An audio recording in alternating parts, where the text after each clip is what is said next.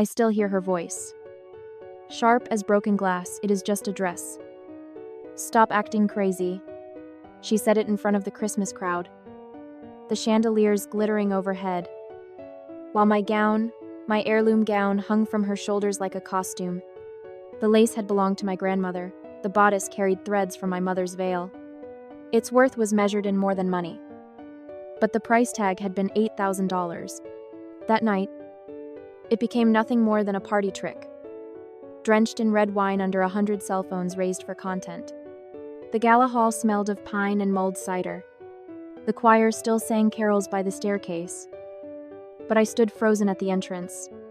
She twirled once, laughing, holding a crystal glass too close to the fragile fabric. Then, as if on cue, the glass tipped and a splash of wine bled down the skirt. Gasps spread through the room. I reached for the railing, trying not to faint. Caroline, my mother-in-law, leaned close enough for others to hear.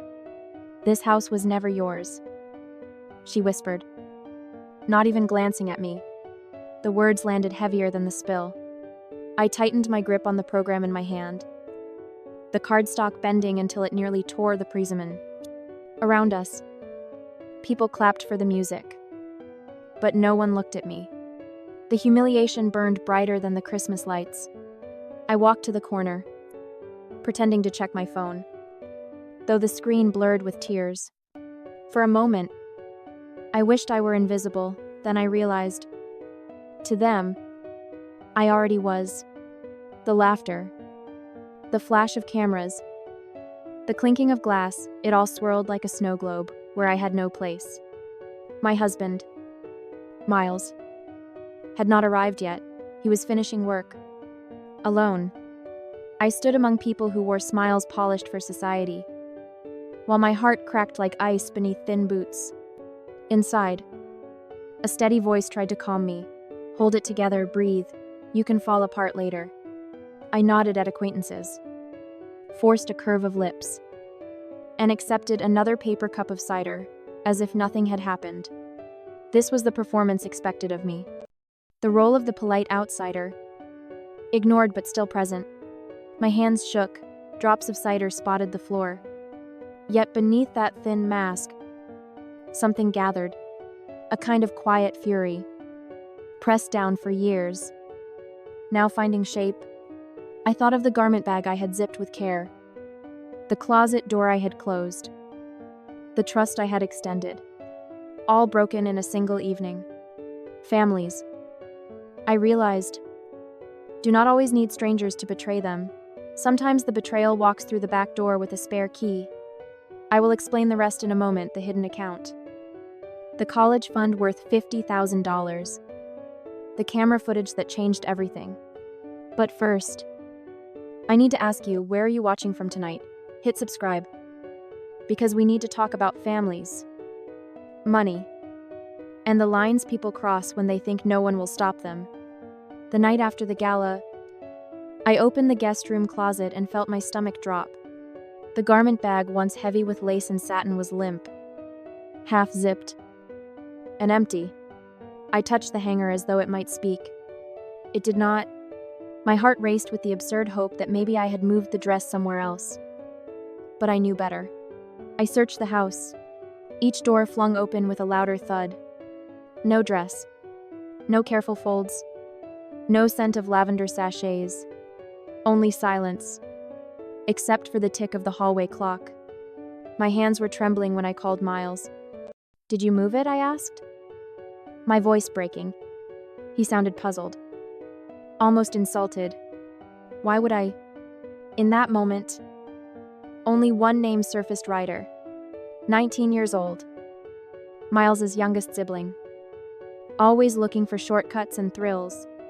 He had the spare key, meant for emergencies. This was no emergency. I dialed his number straight to voicemail. I tried again, and again. When Ryder finally answered hours later, his tone was careless, like nothing had happened. "Oh, that white dress, I borrowed it. Thought it was just some old thing." "Chill. The words snapped like dry twigs. I could barely breathe. That was my wedding dress, I whispered. But the anger sharpened with each syllable. It belonged to my mother and grandmother too. Do you understand what you've done? A pause. Then a laugh smothered into a cough. I didn't know. Relax. It is only a dress. Only a dress. Those 3 words cut deeper than any insult. By evening, Ryder arrived at our door. Not with apologies, but with a plastic shopping bag clutched in his hand. Inside, my gown slumped like a wounded bird. The fabric was damp, reeking of alcohol, blotched with dark stains, red, brown, and sticky. The hem was torn where careless shoes had dragged it. I pulled it out, and the room spun. Miles stood beside me, jaw tight, silent as stone. He had always been gentle with Ryder, more like a father than a brother. But his silence that night was colder than any shout. Ryder's excuses came quick. Someone bumped into me, a glass spilled. The tear just happened. Each one smaller than the last. Until finally he muttered, "Anyway, it is not like you were going to wear it again." Tears blurred my vision. I wanted to scream, but the sobs came first. The dress collapsed across my arms, heavy with loss. Ryder backed away. Sensing the storm, I said I was sorry. "What more do you want?" Miles stepped forward then, his voice low but sharp.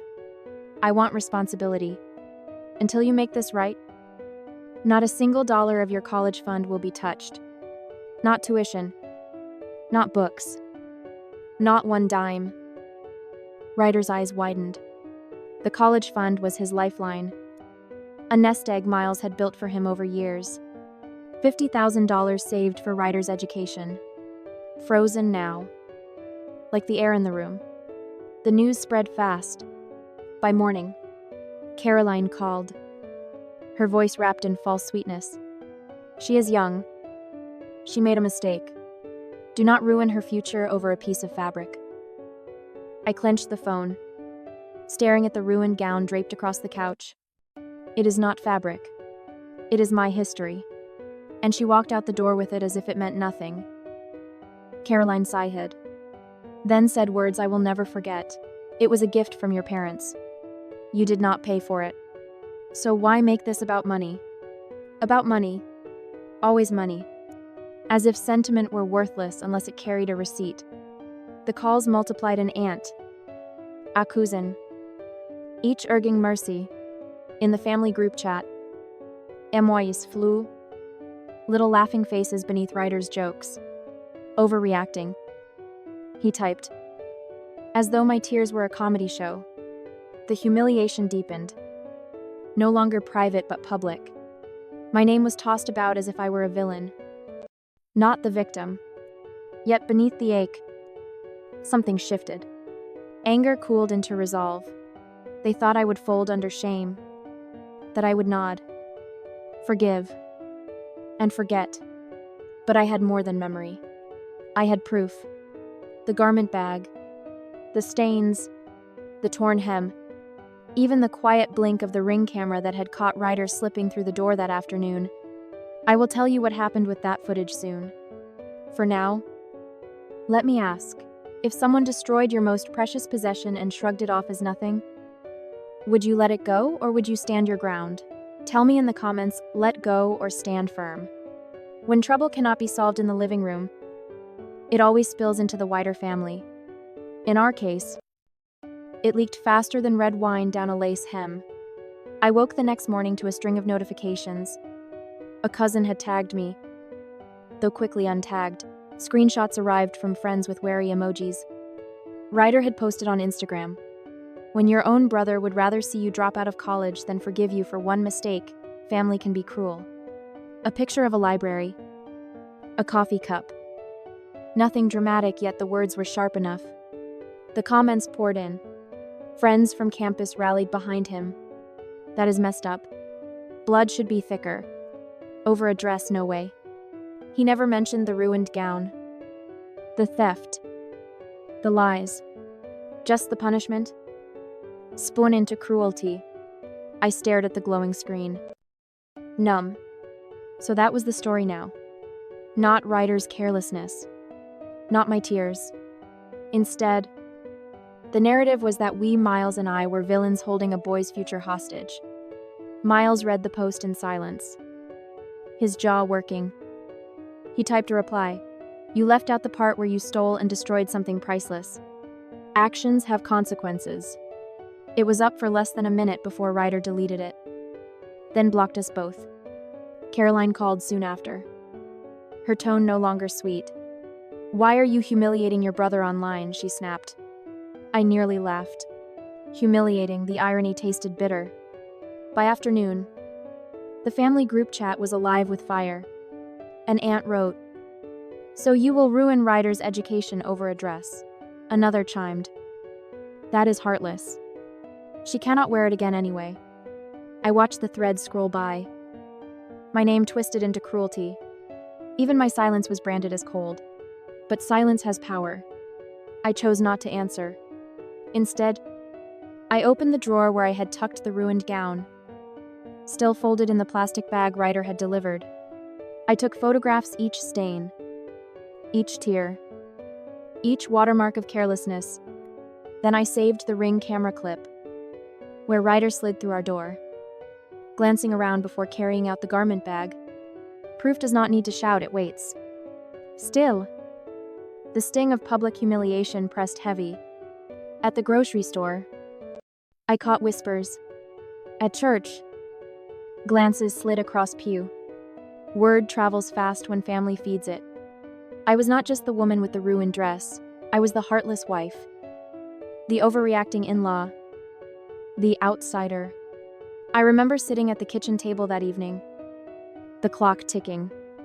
Miles sidled beside me. I told him, they want us to feel ashamed. That is their weapon.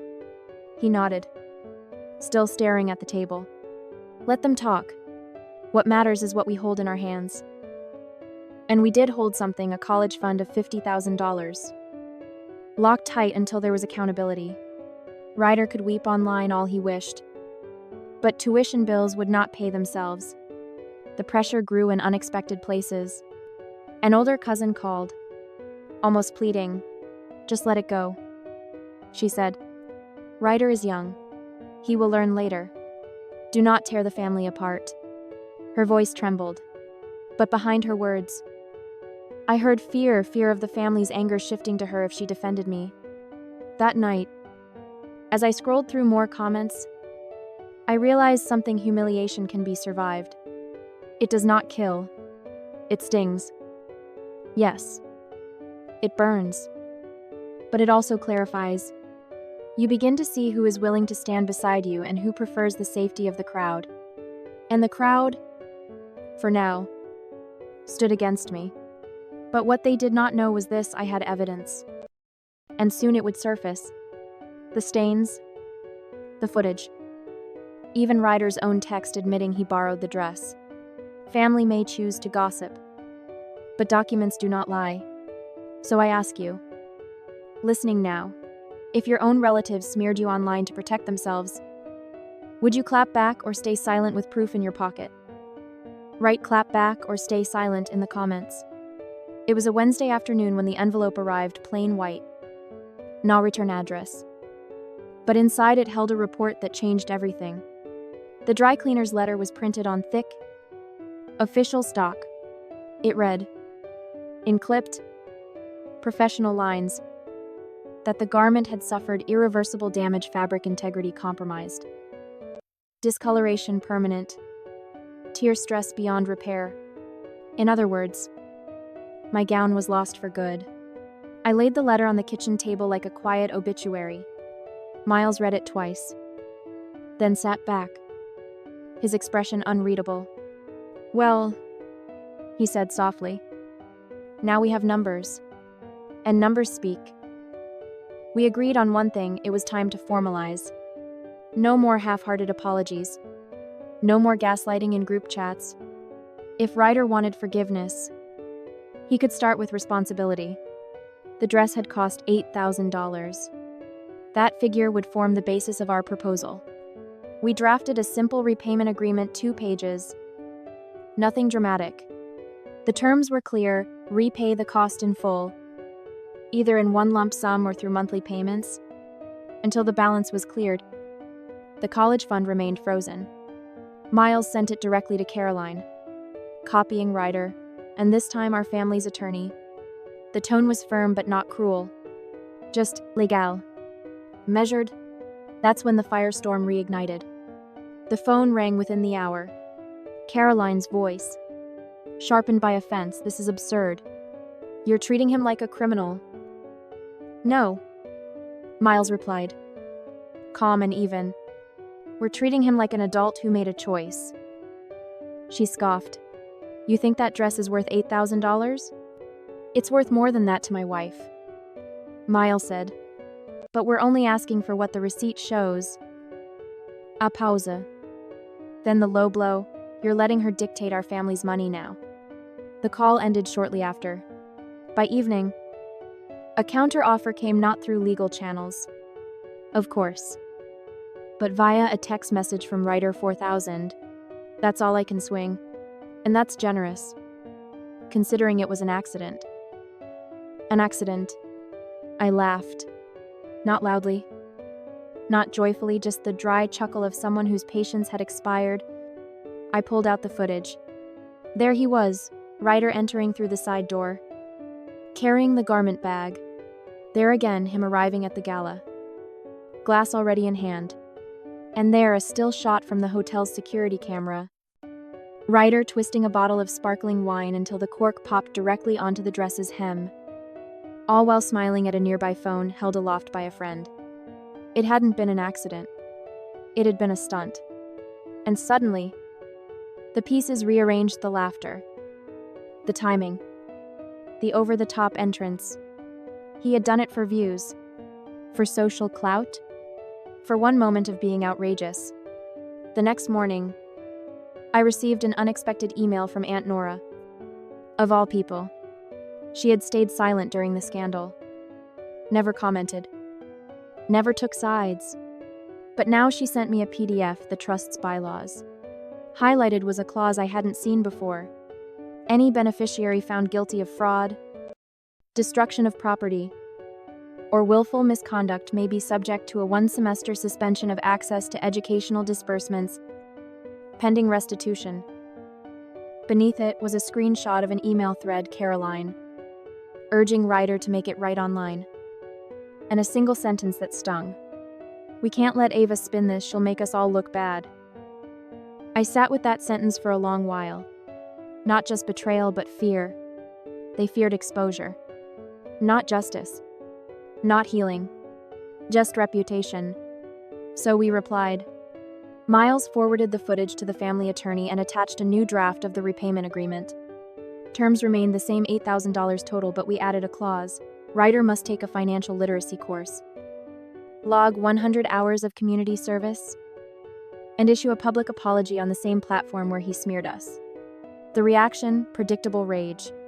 But not from everyone. One cousin messaged me privately, honestly. "Good for you." A church friend emailed, saying, "People forget that forgiveness isn't free, it costs accountability." Kiev West. But enough? I did not want revenge. I wanted closure. And if the legal route brought that, so be it. So I ask you now, if you had footage proving someone had ruined your most valuable possession for a joke, would you take it to court or settle for an apology? Write court or apology below. The breaking point came not with a bang, but with a voicemail. I was peeling carrots in the kitchen, half distracted. When my phone buzzed, I didn't recognize the number. But something told me to listen. The message began mid-sentence. "I told you we should have handled this quietly. Now she's got footage. This is stolen and vandalized. Ryder, you don't just borrow a wedding dress like it's a hoodie." It was Caroline. Her voice, tight with panic, not rage. In the background, I could hear Ryder's grumble, unintelligible but unmistakable. I played the message again. Then I saved it. Then I emailed it to our lawyer. Miles was in the garage when I told him. He set down his wrench slowly, wiped his hands on a rag, and said, "That's it." He didn't yell. He didn't storm. He simply picked up the phone and dialed. By dinner, the family chat went dark. All messages deleted. Aunts, cousins, nephews gone silent. The silence was louder than any accusation. The next morning, Caroline showed up at our front door. She stood there with a pie, as if this were Thanksgiving, not a legal showdown. "May I come in?" she asked. Miles looked at her, then at me. I nodded. She sat at the table and placed the pie down gently, like it might shatter. Her face was tired.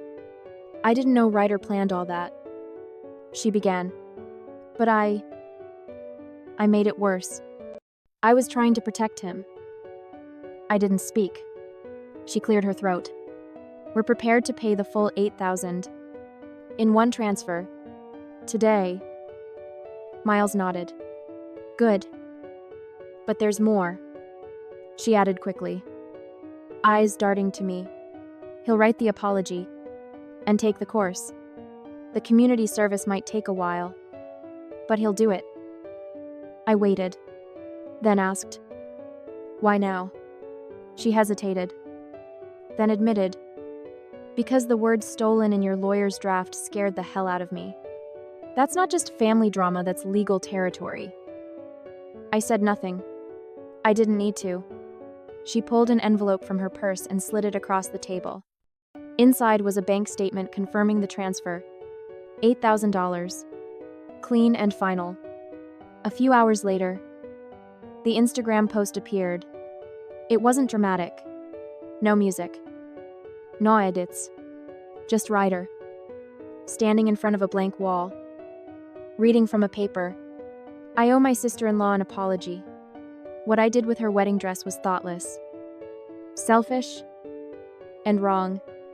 I took something that wasn't mine, damaged it, and made jokes at her expense. I've agreed to repay the cost, complete a financial literacy course, and volunteer 100 hours to make amends. I'm sorry." It wasn't warm, but it was real. The comments came quickly, some supportive, some still snide, but most were quiet. He had spoken, and the silence afterward, that was ours to keep. Later that night, Miles sat beside me on the couch, my feet tucked under a blanket. We didn't say much, just held the moment. The dress was gone, the pain, less raw, but something else had replaced it: clarity. I don't believe in revenge, not in the Hollywood kind. Anyway, but I do believe in consequency, and in boundaries. You can love someone and still hold them accountable. You can be kind and still say, "Enough." Ryder would go on. So would we. But the balance had shifted forever.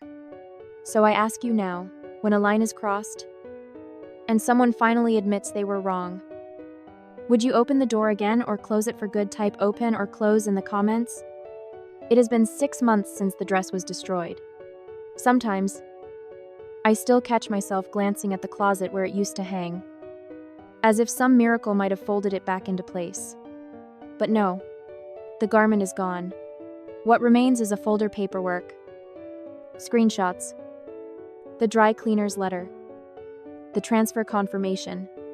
I keep it in the desk drawer, not out of bitterness, but as a reminder, we survived it. That sounds dramatic. I know, but when the hurt comes from family, it cuts deeper than most people realize. If a stranger had ruined that dress, it would have been easier to forgive. But betrayal wrapped in blood is a different sort of wound. Ryder completed his community service at a food pantry across town. He never spoke to me during it. Not directly. But a friend who volunteers there told me he worked quietly, showed up on time, never complained. That matters. Quiet change matters. His financial literacy certificate came in the mail last week. He passed with high marks. Maybe that will help him make better choices next time. As for Caroline, she's been softer, not overly kind, not entirely changed. But when she visits, she brings flowers. She asks how I'm doing. There's a hesitancy to her kindness now, like someone learning to speak a new language. I don't rush her. I let her learn. Miles and I talked long about whether we'd let Ryder access the remaining college fund. In the end, we agreed yes. Not because we forgot, but because we saw something shift. Growth, however small, deserves a chance. Even when it's late. But let me be clear, forgiveness isn't forgetting. It's choosing not to carry the weight forward. I won't forget the night my dress was ruined. The way people laughed. The way my voice was ignored. But I don't wake up angry anymore. That's enough for me. People often say family is everything. But I've learned that isn't always true. Respect is everything. Accountability is everything. And without those, even blood can turn bitter. I never bought another dress. Instead, I framed a photograph of my grandmother wearing hers, the same gown I wore once. It sits on our hallway table. When I pass it, I remember love, not loss. I remember legacy. And I remember this: you can lose an heirloom and still keep your dignity. You can be called heartless and still hold your head high. You can be hated for standing your ground and still sleep well at night. If I had chosen silence, none of this would have changed. I would have stayed the convenient villain in someone else's version of the story. But I spoke.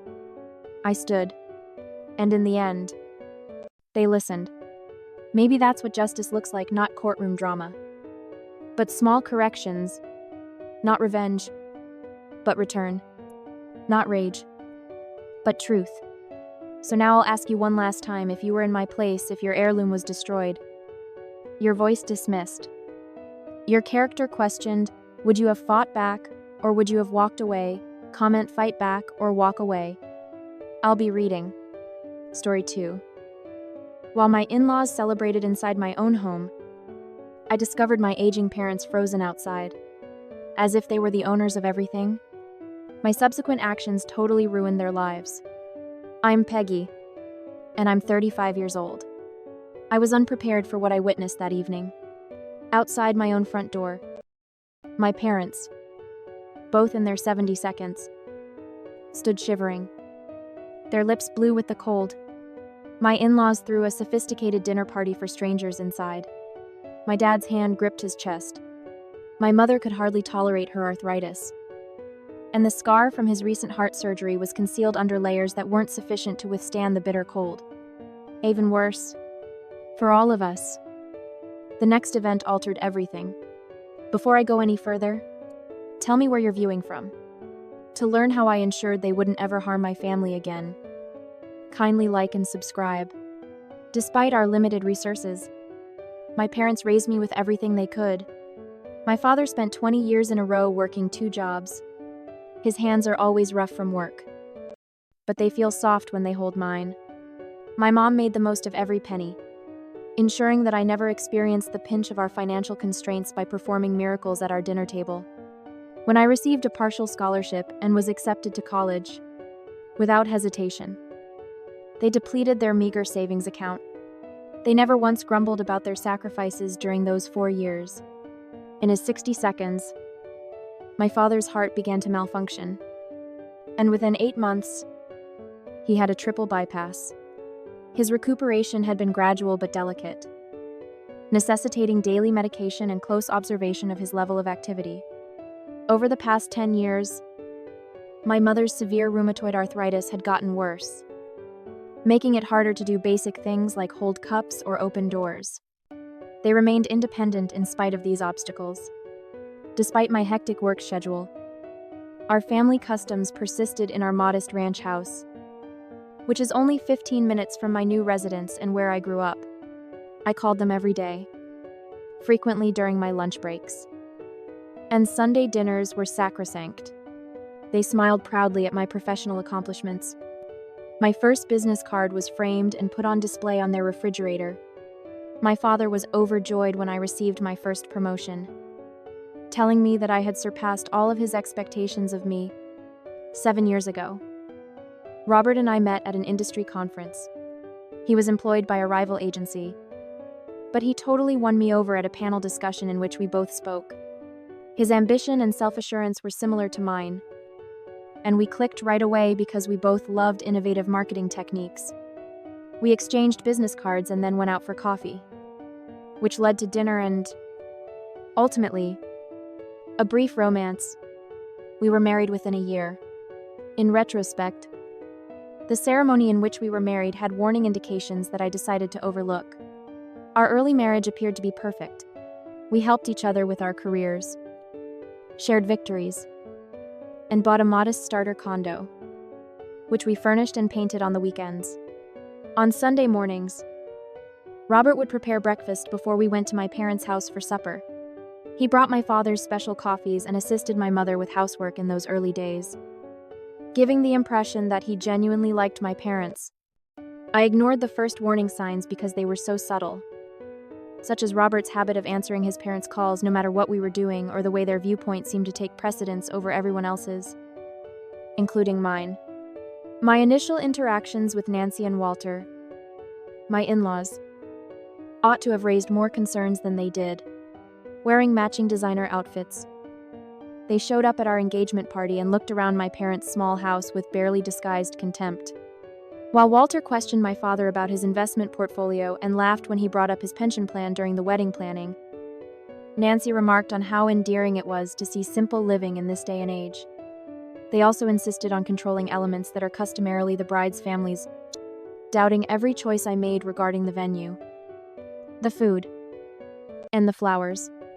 When I chose wildflowers for my bouquet, dear Nancy said, "You obviously haven't attended many proper weddings. In order to avoid embarrassing Robert, let me take care of this."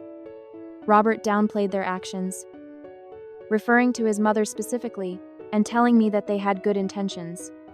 "They merely wish us the best," he would say, following especially scathing comments. "They're from another planet." I wanted to persuade myself that they would eventually come to like me and my family, so I trusted him, compared to Robert. My career path advanced more quickly. However, I took care to never draw attention to this fact. I gained a significant pharmaceutical client after 5 years of hard work at my marketing firm, which revolutionized the portfolio of our company. I received a sizable promotion and a sizable performance bonus for my creative campaign approach. Robert sounded sincere in his congratulations when I called him with the news. However, he was gloomy when I brought champagne home. "Nice job," he said. Glass hardly made contact. "To stay up with you. I suppose I'll have to improve, as we had talked about in theory but never really pursued." I proposed using my bonus as a down payment on a home. The thought seemed to lift Robert's spirits, and he called his parents right away to tell them.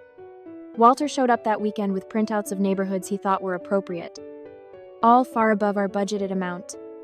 Nancy gave me a condescending pat on the hand when I brought up less expensive options. "That's why, my love, generational wealth matters. Because that's what you know. You think small." Despite their meddling, we managed to find a stunning Tudor-style house in a posh neighborhood that was within our means but still doable. Using my bonus, Robert asked me to keep my 70% down payment contribution a secret from his parents. He clarified, "They just assumed I am doing well enough to handle this. Why let them down?" The house stood for everything I had spent my entire life striving for. The family has 3 bedrooms, in addition to a first-floor guest suite. We intended to establish a home office for late-night work. My parents might need to stay with us as they get older, so that would be ideal for them. Although he acknowledged that it was useful, Robert appeared less excited about this feature.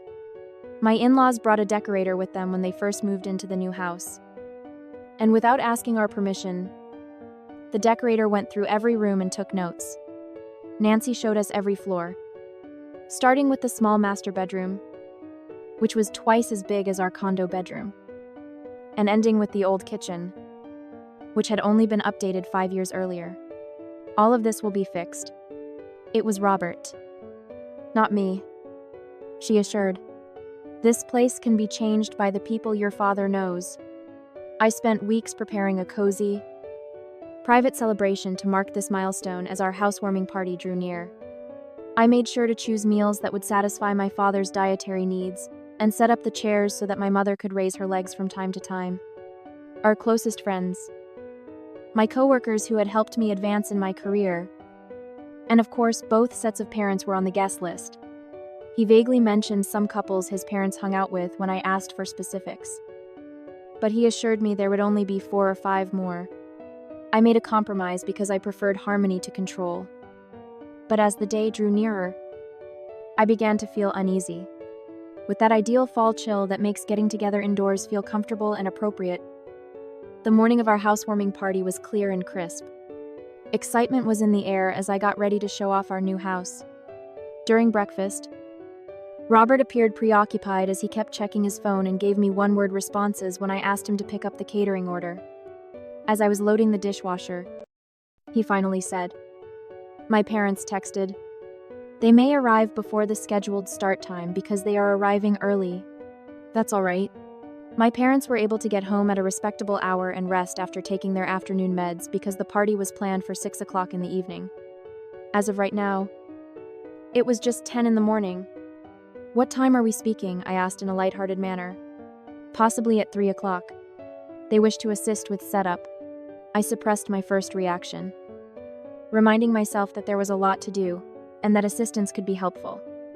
In order to give us time to get my parents settled comfortably before other guests arrived, I had scheduled their pickup for 5:30. I responded, mentally rearranging my schedule. "That should be fine. Just let them know that my parents will require the accessibility modifications we talked about." Robert, who was already typing a reply to another incoming message, nodded absently. I was setting up a vegetable platter at exactly 1245 when the doorbell rang. Nancy and Walter were standing there when I opened the front door, immaculately attired in attire that was much too formal for a laid-back housewarming. 6 couples, all equally overdressed, stood behind them, carrying bottles of wine and wrapped presents. "Unexpected," Nancy shouted as she walked right by me without waiting to be invited. We intended to turn it into a day. When they saw Robert's new house, everyone was ecstatic. As Nancy introduced herself and this procession of strangers entered my home, I stood motionless. As I looked around the group for Robert, I instantly forgot. He came out of our bedroom, suspiciously well-groomed, and enthusiastically greeted his parents. That implied that he was not surprised by this early arrival. When I was finally able to pull him away, I whispered, "Darling, what's going on?" He straightened his tie and said, "Just a little change of plans. Before the evening get-together, Mother felt it would be good to have a formal luncheon. These are significant figures in my parents' social circle." Nancy was by our side before I could reply, pointing out flaws in the basic decorations I had put throughout the living room. She took out a handmade centerpiece that my mother and I had made and remarked, "These are charming in their way. However, I brought some better arrangements." Walter brought in ornate floral arrangements that must have cost hundreds of dollars each as she snapped her fingers. I watched in stunned silence as my meticulously organized party changed over the course of the following hour. Nancy moved furniture, pushing family pictures into drawers and putting them in creative configurations I had never seen before. Cases of pricey wine were brought in by Walter's friends, who made disparaging remarks about the wines I had bought. "Robert mentioned you were still developing your palate," one man commented as he placed my wine bottles out of sight below the bar cart. The true shock came when a catering van pulled into our driveway, and 3 uniformed servers began unloading equipment I had never ordered. "We took the liberty," Walter explained when he caught my confused expression. "Your grocery store platters were thoughtful, but not quite appropriate for the guests we invited." Throughout this takeover, Robert avoided me, busying himself helping his father set up an impromptu bar in our dining room or escorting newly arriving guests on tours of our home. With each passing minute, I felt increasingly like a stranger in my own house. The final straw came when I overheard Nancy referring to the home as Robert's new place to a woman dripping in diamonds. "We always knew he would end up in this neighborhood," she said. "Of course. There will need to be significant upgrades if they start a family.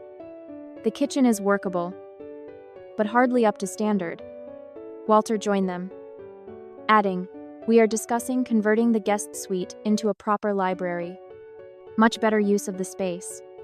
I had picked out the guest suite especially for my parents. Robert was strangely changing into an even more formal shirt when I finally cornered him in our bedroom. "What's going on?" I insisted. "Who are these individuals?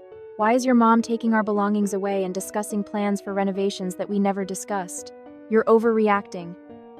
"Peggy," he said in a low, annoyed voice. "These are powerful individuals who can advance our careers. Mother may be going a bit too far, but she is just excited, and she has good intentions."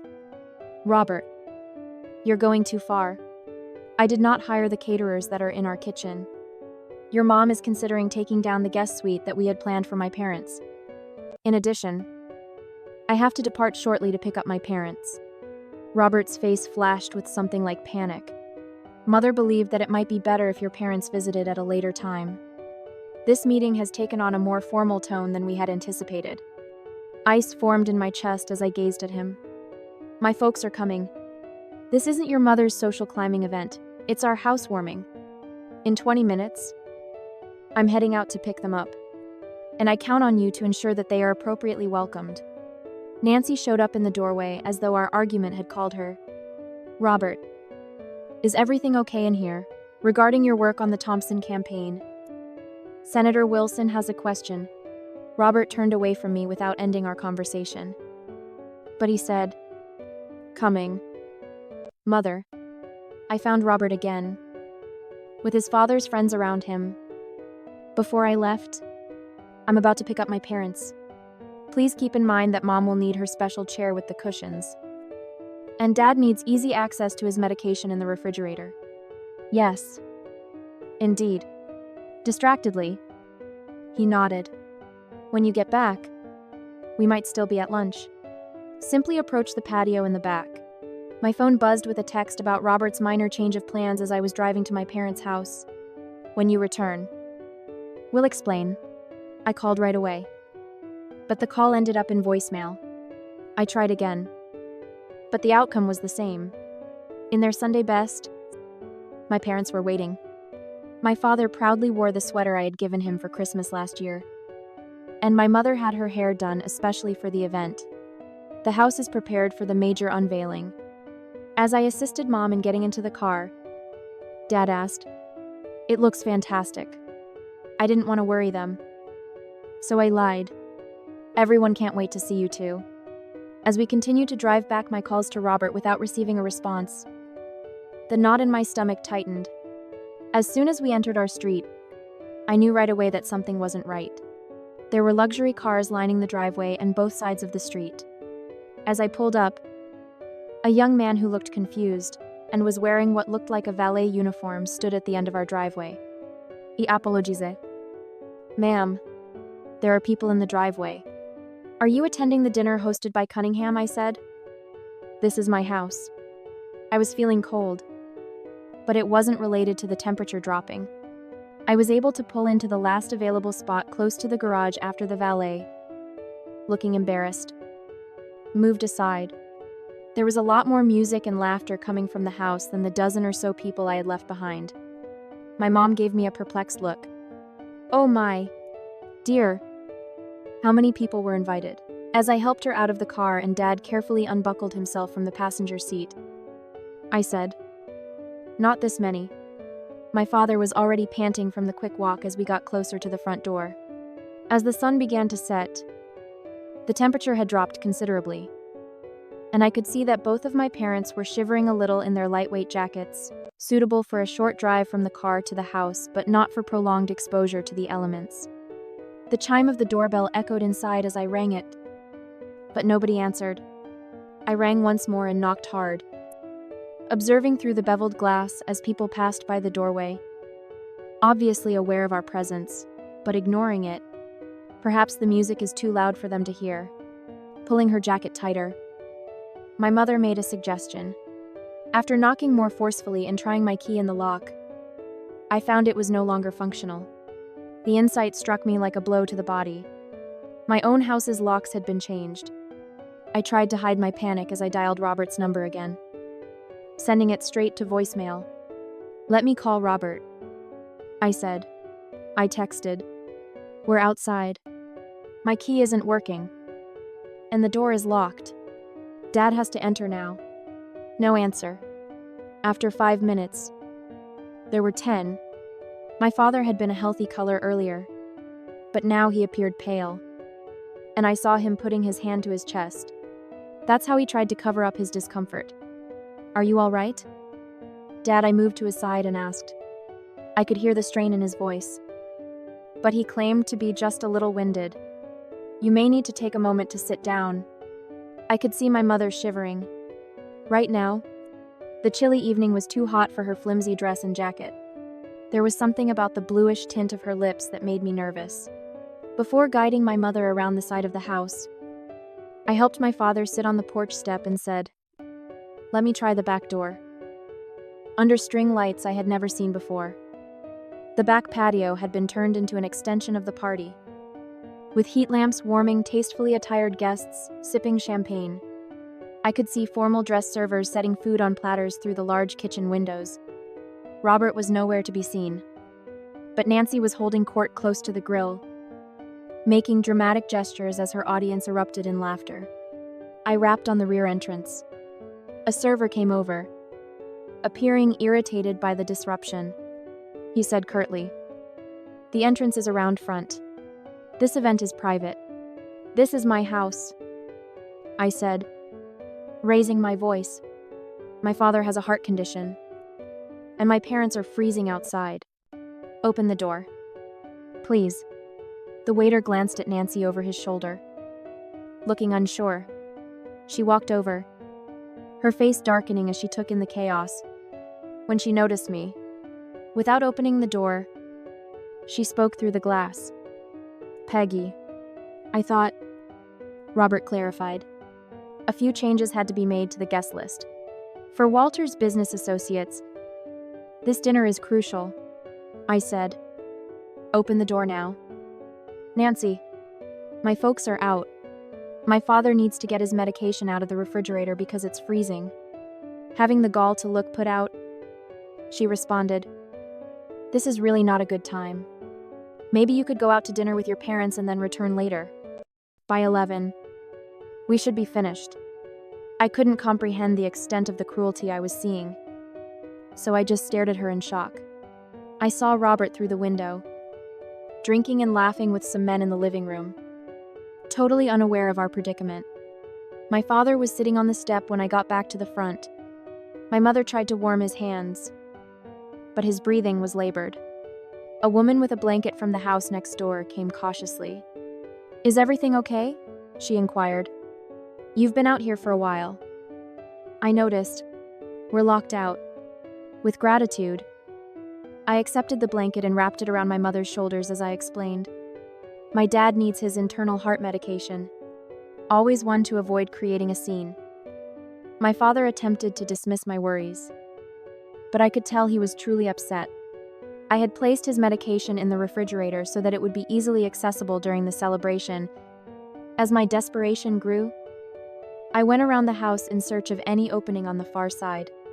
I noticed a tiny, partially open basement window. I had no other option, but it would be a tight fit. "I'll be right back." I moved to the window and pushed it all the way open, as I had promised my parents. Squeezing through the gap, I tore my shirt and painfully scraped my arm against the rough frame. Ignoring the pain shooting through my ankle, I landed awkwardly on the basement floor. I came out of the basement into a house I hardly recognized, and hurried up the stairs to the main floor. The warm, inviting area I had meticulously planned had been turned into a restaurant of the highest caliber. Our furniture had either been completely replaced with rented pieces or rearranged. Without pausing to take in this surreal scene, servers moved around with trays of appetizers, and a bartender mixed drinks at a portable bar set up in our dining room. My parents were inside when I hurried to the front door, unlocked it, and threw it open. My mother was shivering uncontrollably, and my father's face had turned frighteningly gray. To make room for cocktail tables, the sofa had been pushed against the wall, so I assisted them both in getting to it.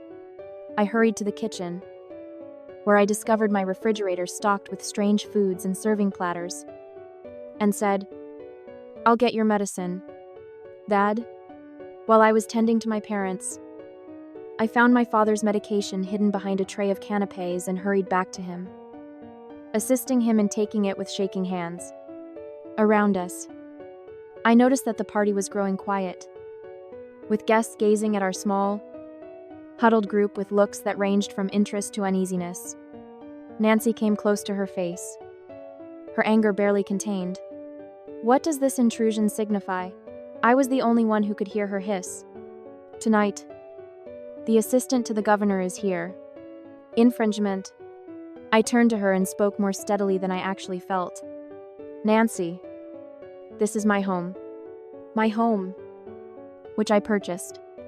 My parents were locked out in the bitter cold by you. My father suffers from a cardiac condition. Do you get that?" She dismissed the statement, saying that there was obviously a misunderstanding. "We thought you might bring your parents over after dinner. But Robert said you might. The timing is hardly suitable." "The right time. Someone changed my hair without telling me. So they've been outside for almost 30 minutes. Nancy squinted her eyes. "The neighborhood's security necessitates appropriate measures." Robert concurred. It was time to upgrade the locks. "Robert, where are you?" I looked around the room and demanded. Nancy was talking to Walter's colleagues about business prospects when she made an ambiguous gesture toward the kitchen. "Please don't bother them with this domestic issue. I would really appreciate it." Robert was in the kitchen talking animatedly with 3 older men while holding a drink. When he saw me, his face fell. Anger swiftly took the place of a brief moment of guilt. His voice was too bright. "Peggy," he said. "I was just explaining to these gentlemen how we market to people in the medical field." Outside, my father almost passed out. Without a preamble, I said, "Our locks were changed by someone. Why didn't you pick up the phone?" Robert looked at the men next to him anxiously. "It must have been a misunderstanding. Since the party turned into more of a business dinner, I assumed we talked about your parents visiting at a later date." "No, Robert. That wasn't what we talked about. You allowed my parents to stand outside in the cold for 30 minutes. Even if we had." The color of my father's lips was blue. He whispered, "You're overreacting," and led me away from his friends. "It's not cold enough yet. Only October has arrived." As though to underscore the ridiculousness of what he had said, from the living room came a ruckus. My father was slumped against my mother when we hurried in, his face twisted in agony. "Dad," I sobbed as I pushed past shocked guests to get to him. "The chest aches." He clutched at his shirt as he gasped, with tears running down her cheeks. My mother gazed up at me. "It feels like his last heart attack," he said. Without hesitation, I took out my phone and called emergency services, providing them with my father's condition and our address. The party had come to an awkward stop around me. Wine glasses are still being held by guests as they watched the drama unfold. Nancy showed up at Robert's side, yelling in a whisper, "Can't we wait? You are making us look foolish in front of everyone," still holding her phone to my ear. I whirled on it. "My dad may be suffering from a heart attack, due to the fact that you abandoned him. Nancy, do you realize that he might not make it?" Walter appeared beside his wife. Anger or alcohol caused his face to flush. "You see, young lady, hysterics are unnecessary. I think your father is doing well, just a bit exhausted." Within minutes, the paramedics were there, squeezing past the partygoers to get to my father. As they got ready to take him to the hospital, They promptly evaluated his condition and concluded that he was exhibiting symptoms of both hypothermia and cardiac distress. Walter was complaining to Robert about the scene we were creating, and I overheard him. As my mother watched the paramedics tend to my father, I held her shaking hand while we rode in the ambulance with my parents. We were taken right away to the hospital emergency room, where a compassionate nurse attended to my mother, who was also exhibiting symptoms of exposure. While my father was taken away for treatment, how much time did they spend outdoors in those temperatures? The doctor examined my father and then asked me. I responded, feeling ashamed and angry at the same time. At least 30 minutes. Perhaps more time. With his dangerously long age and cardiac history, he shook his head. We'll keep an eye on him all night. His body temperature remains below normal, and I'm worried about how his heart is being strained. For mild hypothermia, my mother received medical attention, given hot beverages and cozy blankets until her shivering stopped. The staff brought a recliner into my father's room so she could comfortably rest because she wouldn't leave his side. My parents were finally sleeping soundly at midnight when my phone rang. Robert was the one. Will you be returning home soon, like he was asking about a delayed commute? He asked. Instead of a family crisis, I answered quietly. My father is being held overnight for observation. They're hosting me. He said the party was coming to an end. They talked a lot about your dramatic departure. I repeated. Dramatic exit. Not believing what I was hearing. My father might have suffered another heart attack. Robert? Do you get that? He was obviously just exhausted and cold. According to his mother. Do you know how your parents make up health problems to get attention? At that moment, something inside of me exploded. A last strand of love. Loyalty. Or whatever had kept our marriage intact. Despite the storm raging inside of me, I spoke calmly as I said, Robert, when I return home tomorrow, don't be there. I mean it. You're acting irrationally, he said, for my benefit. My parents made a great effort to plan this dinner. For our own good. Expressing gratitude for their participation is the least you can do. Feeling thankful, they almost killed my father and locked my parents out of my house. Without our consent, your mother reorganized our house. I was treated like staff by the strangers your father brought in. And you did nothing but watch and let it happen. He insisted it was a misunderstanding. I hung up if your parents had called to confirm the time beforehand. Unable to bear to hear any more of his irrational defenses, I made a choice that would alter our entire lives while I watched my parents in their hospital beds. Vulnerable. There would never be another incident like this. After securing my father's stable condition and arranging for a comfortable discharge for the next day, I came home to find my in-laws still there the next afternoon. The majority of the party trash had been removed, most likely by the caterers, but there were still remnants of the event, like wine stains on our brand new carpet and cigarette burns on the wooden coffee table we had chosen together. Robert, looking gaunt but defiant, sat at the kitchen island. Walter and Nancy sat on the sofa in our living room, both sporting expressions of wounded dignity, as though they were the ones who had been wronged in this situation, made the decision to return home. Nancy said, I see, in a tone that suggested I had been away on a silly adventure rather than a hospital vigil. I turned my back on her and spoke straight to Robert. What's up with my dad? Have you made the effort to check by phone?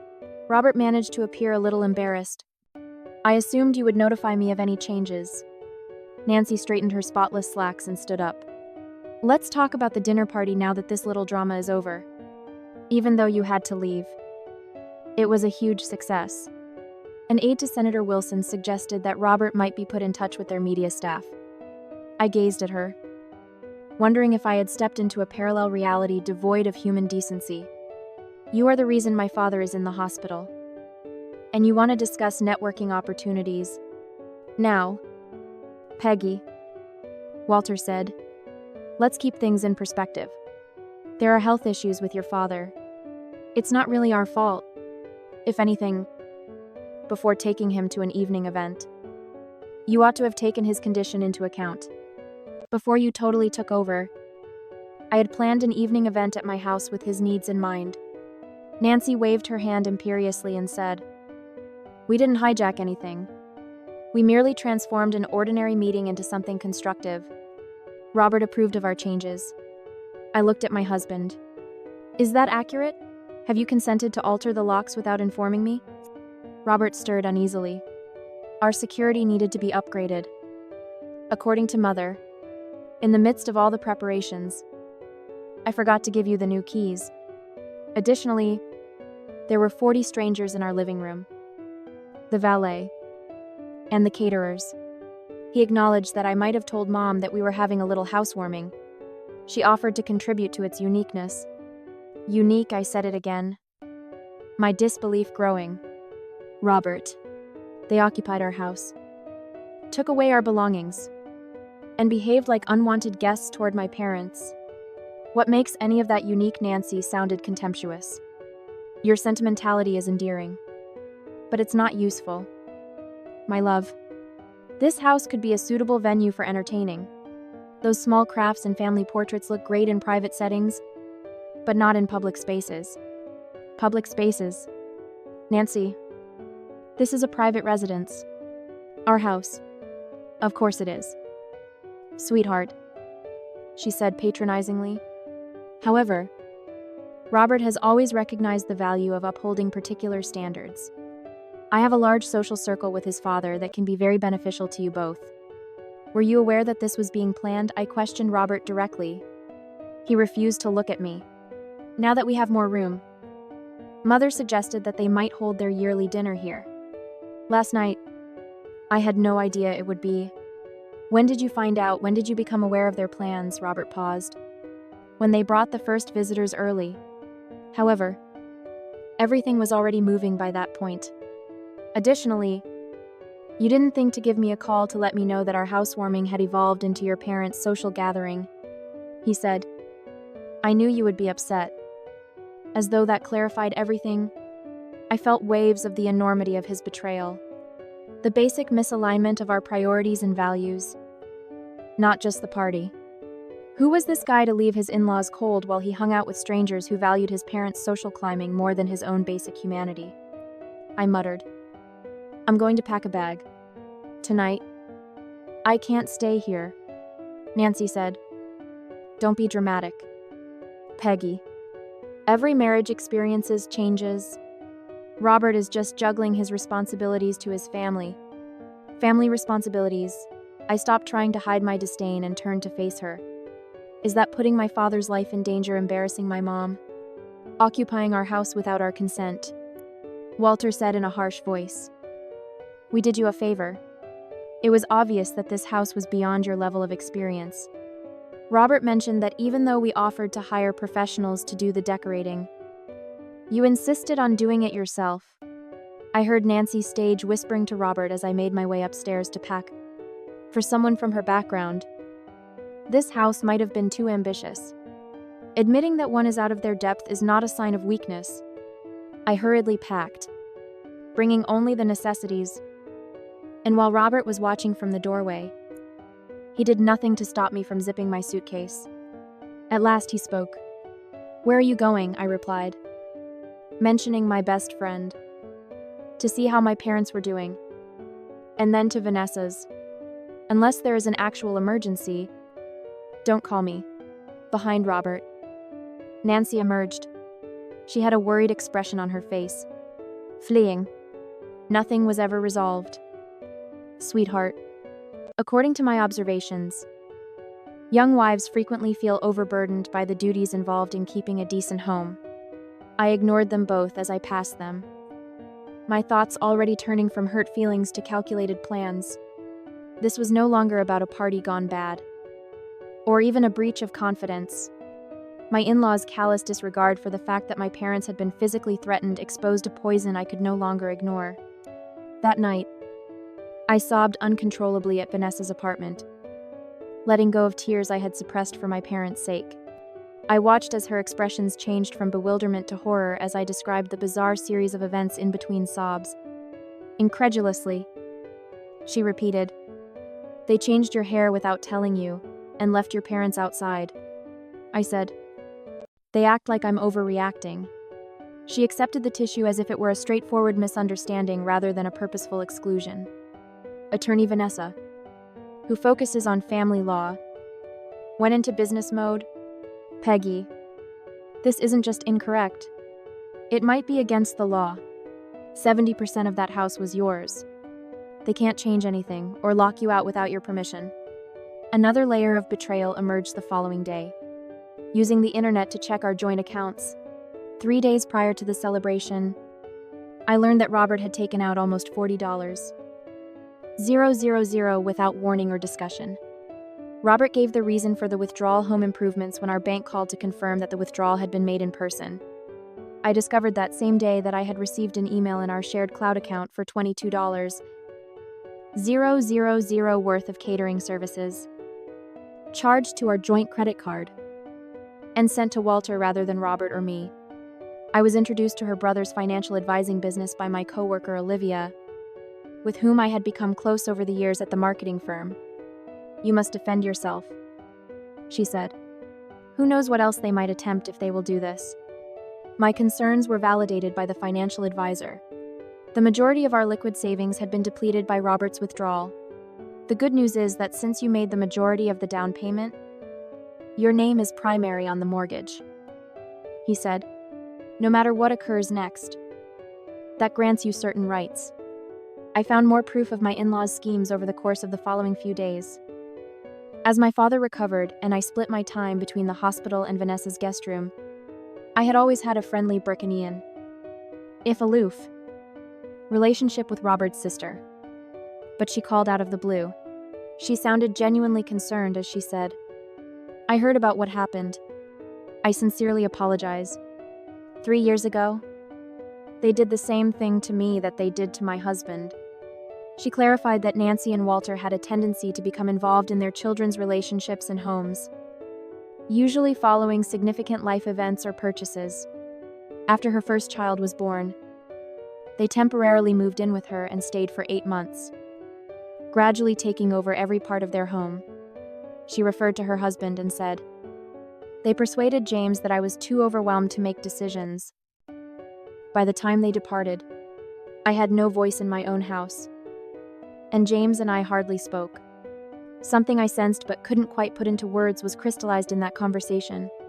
This was the start of a systematic takeover rather than a one-time boundary violation. Nancy's plans to renovate the guest suite were not just idle talk. They were a real plan that would probably make room for longer visits or even temporary stays at our house. After coming to this insight, my heart started to change into a more constructive form of virtuous rage and resolve. My marriage, which may not be salvageable, was no longer the only thing at stake. This was about shielding my parents, my possessions, and my future from those who had shown no regard for my personal space or welfare. I was prepared to take back what was rightfully mine after a week of strategic planning with Vanessa and discussions with legal and financial advisors. Given the current lock-changing situation, Vanessa suggested that I schedule a locksmith to meet me at the house with a police escort on a Tuesday morning when I knew Robert would be at work. I informed the understanding officer who was with me that I am the principal owner. While I was away, my in-laws changed the locks without my knowledge or approval. The locksmith quickly changed all of the house's locks and security codes. I found evidence inside that supported my suspicions. Nancy's clothes were in garment bags in the guest room closet, and her pricey skincare products were on display on the bathroom counter. As if she had planned a long stay, what I discovered in Robert's home office was even more unsettling. Quotes from contractors for significant renovations were included in a folder titled House Modifications. These included plans to turn our home office into an additional guest room, presumably for guests of their choosing, and to completely transform the guest suite into a library with a sitting room. The most startling was a partially filled-out form for Walter and Nancy's address change, which listed our house as their new address, based on the dates on different documents, without saying a word to me. These plans had been in the works since soon after we closed on the house.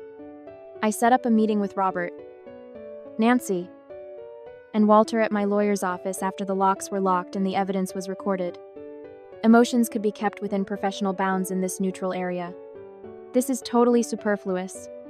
When they got there, Walter blushed, obviously uneasy in this situation. Family affairs are best handled in private. I agree, my lawyer said with ease. Unfortunately, we go beyond family dispute into possibly legal territory when locks are changed without permission and large amounts are taken out without discussion. I had prepared a concise, factual presentation that covered everything from the hospital bills for my father's care to the takeover of our home. Robert's face changed from defensive to unsure as I spoke. His parents, however, remained unmoving. I came to the conclusion that the $40,000 Robert withdrew had been partially covered by payments to caterers and event personnel. We will take formal legal action if the remaining funds are not returned to our joint account within 48 hours. This is ridiculous, Nancy cut in. Robert was merely raising money for the property's essential upgrades, which would significantly raise its value. My lawyer noted that improvements were never discussed with or approved by the primary mortgage holder. Regarding what happened that night, we have medical records of the injuries Peggy's father sustained, which may support an elder endangerment claim. That sentence hit the room like a ton of bricks. There were severe legal and social repercussions for elder endangerment, especially for individuals like Nancy and Walter, who placed a high value on their community status. Walter argued that there was no danger. It wasn't the dead of winter, it was a cool evening. My lawyer quietly set my father's medical report on the table, emphasizing words like hypothermic symptoms and cardiac distress brought on by exposure. Robert, who had mostly kept quiet, finally said something. Peggy, what do you want? Just let me know how you would like this to be resolved. I had thought about this a lot. I'm trying to balance my rage with rationality. The first is the full reimbursement of all money taken out without both parties' approval. Second, a formal commitment that neither of us will alter our property without our mutual written consent. Third, any visits must be scheduled in advance, and your parents will never have unattended access to our house. Fourth, reimbursement for all medical costs related to that evening. This is extortion. Nancy gave a hiss. This is responsibility. I fixed it, and there is no way to change it. To the astonishment of all, including perhaps his own, Robert took my side. Of course, he said quietly. We will pay the medical bills and return the money. Robert's parents were obviously taken aback by the change in his role. Nancy's face turned white, and Walter's turned dark red. She raised her voice and said, Robert, you cannot possibly be considering these ridiculous demands. The connections we have given you, after all we have done for you, her parents were abandoned by you. Robert said, Mother, with a weary tone, her dad might have passed away. What would your valuable connections have thought of that? Not only did that meeting change my approach, but it also changed Robert. At my request, he started individual counseling in the days that followed. As money was reimbursed and contracts were finalized, he was able to identify patterns of manipulation that had characterized his relationship with his parents since he was a young boy, thanks to the assistance of a family dynamics therapist. During one of our carefully neutral coffee meetings to discuss logistics, he told me that they were in charge of everything. My friends, my schools, and my professional path. They withdrew their love and approval of anything that did not fit their vision. Until Dr. Harrison began inquiring about my earliest memories of making decisions, I had no idea how profound it was.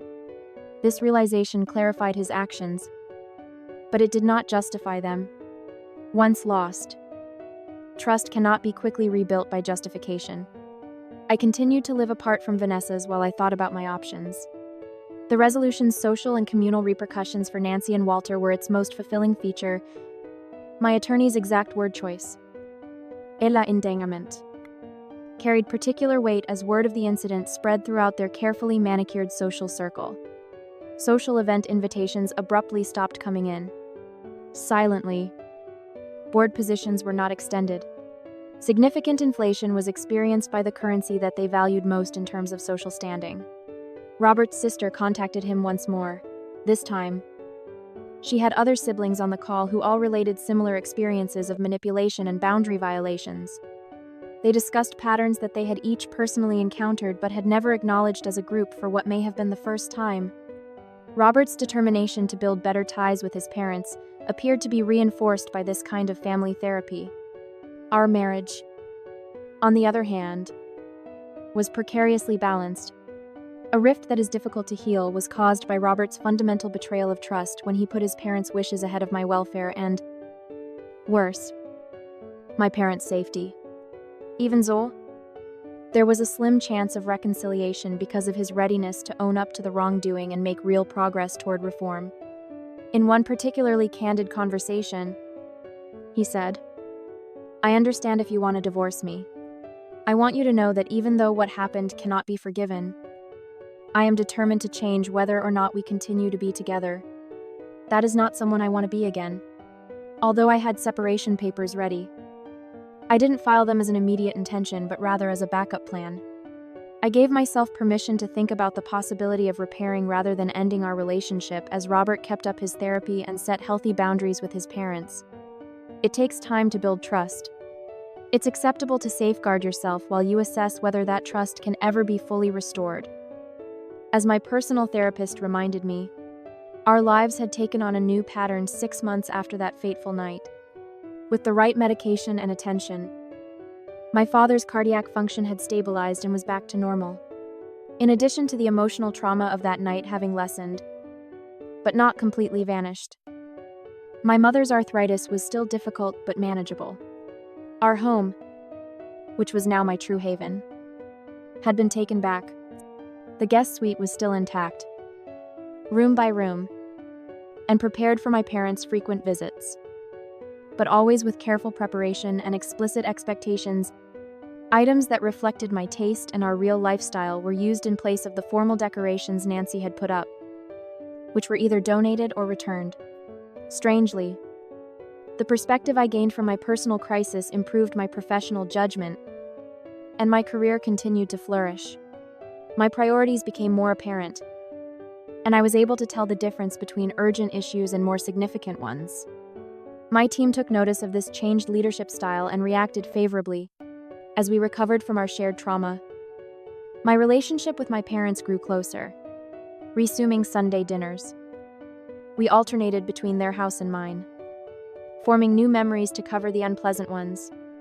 My father, who was never one for lengthy, emotional conversations, found ways to show his emotions through little things like sending me articles he thought I might find interesting or bringing me coffee that was prepared just the way I liked it. In a quiet moment, my mother told me, "We never doubted you would make things right." Even as terrified as we were that night, our daughter would fix it. We knew. During the more trying times when I was rebuilding my life, I found strength in their belief in me. I followed their advice on how to forgive while maintaining an open heart and establishing boundaries. It helped me deal with the complicated fallout. After 3 months of being apart, Robert continued to be dedicated to therapy and setting healthy boundaries with his parents, which caused our relationship to change in its own way. We started the hesitant reconciliation process. This was the deliberate creation of something new and hopefully stronger rather than the automatic continuation of our prior marriage. During one of our therapy sessions, he confessed, "I have never stood up to them before. Not at all. In reality, I was just avoiding conflict at all costs, including the cost of your trust and your parents' safety. Even though I believed I was maintaining harmony and reaching compromises, the trip was neither assured nor easy, especially with regard to his parents. We outlined clear expectations and boundaries in a comprehensive relationship agreement. Only limited supervised contact was allowed between Nancy and Walter, and any infractions of the boundaries would result in immediate repercussions. In order to make it clear that the previous dynamics would not be accepted, the first such visit was uncomfortable and intense. "Your home is lovely, dear," Nancy said, clearly exerting herself to deliver the compliment. I said simply, Thank you. Not expecting or wanting anything more. In accordance with our agreement, they had to pay for all of the medical bills associated with that evening. In my opinion, there was no way to avoid this concrete admission of wrongdoing. Whether or not there is an emotional reconciliation, the experience changed me in ways I never would have imagined. I learned that standing firm did not equate to being rigid, and I unearthed reserves of strength I was unaware I possessed. I set boundaries to protect myself and the people I cared about most, not to exact revenge. I discovered that I was naturally suited to be a mentor at work, especially for younger women negotiating challenging professional relationships. I was able to provide advice on identifying manipulation, establishing proper boundaries, and effectively advocating for oneself without disclosing all the personal information. My coworker Jordan said, "You seem different." Following a particularly trying client meeting in which I had held my ground under extreme pressure. More positive. Somehow, I discovered that it's not selfish to defend what's important. I said, "It's essential." It took time and deliberate effort to establish a new normal. Over time, our house evolved from a display or battlefield to a genuine representation of our principles. While more surface-level relationships inevitably faded away during the crisis, supportive friendships, such as those with Vanessa and Olivia, grew stronger. I discovered a better way to strike a balance between my personal well-being and my professional goals. Success is no longer exclusively determined by one's career accomplishments. The insight I gained from almost losing my father made it very evident what was most important in life. The most important lesson was realizing that family is not only defined by blood or legal ties, but also by respect and care. Those who respect your boundaries and care about your welfare are the ones who genuinely deserve a place in your life. Sometimes those individuals are friends who choose to become family, and other times they are family. Protecting yourself and your loved ones is a necessary act of self-preservation, not retaliation. Instead of undermining love, the boundaries we establish safeguard it, establishing secure environments free from fear and manipulation where real relationships can thrive. Everyone's true priorities and character are exposed when a crisis arises. Although initially devastating, this painful clarity eventually gives the knowledge required to create a life that is in line with genuine values rather than expectations from others.